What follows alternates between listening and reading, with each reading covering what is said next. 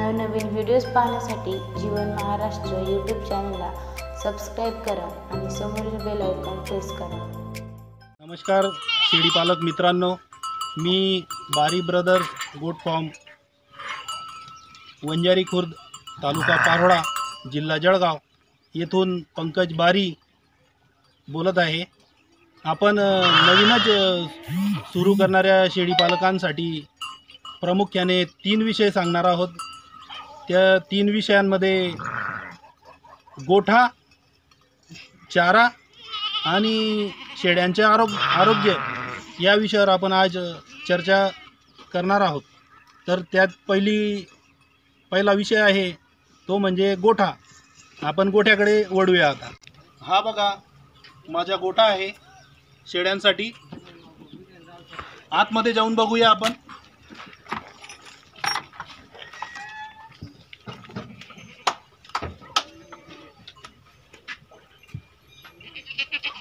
मित्रांनो, गोठ्याविषयी बोलायचं झालं तर मी आतापर्यंत 3-4 मोठमोठ्या फार्मांवर भेट दिलेली आहे.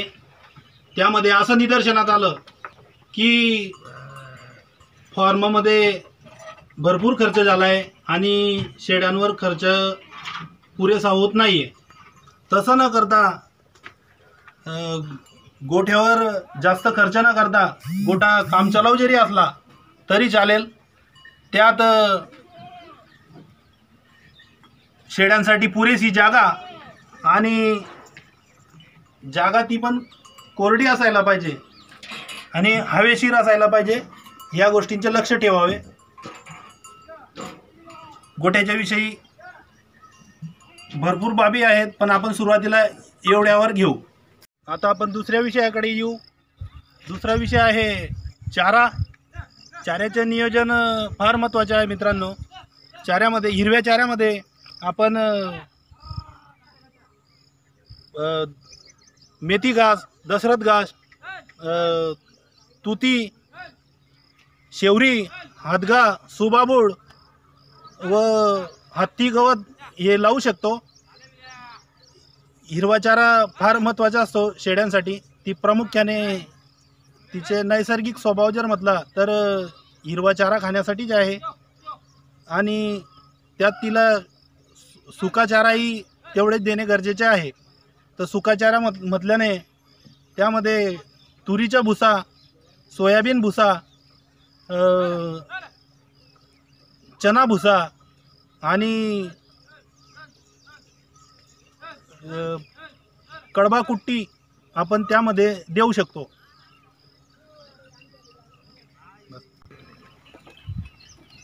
शेळ्यांच्या आरोग्याविषयी बोलायचं म्हटल्यास आपण समोरच आहेत. आमच्या शेळ्या बघा किती सुदृढ आणि तंदुरुस्त आहेत. त्यामध्ये आरोग्यासाठी शेळी आणल्यानंतर, आपल्या शेळीवर आणल्यानंतर तिला पहिल्याने जंताचे औषध पाजावे. त्यानंतर डॉक्टरांच्या सल्ल्याने लसीकरणही करून घ्यावे व तज्ज्ञांचाही सल्ला वेळोवेळी घेत राहावे ही विनंती.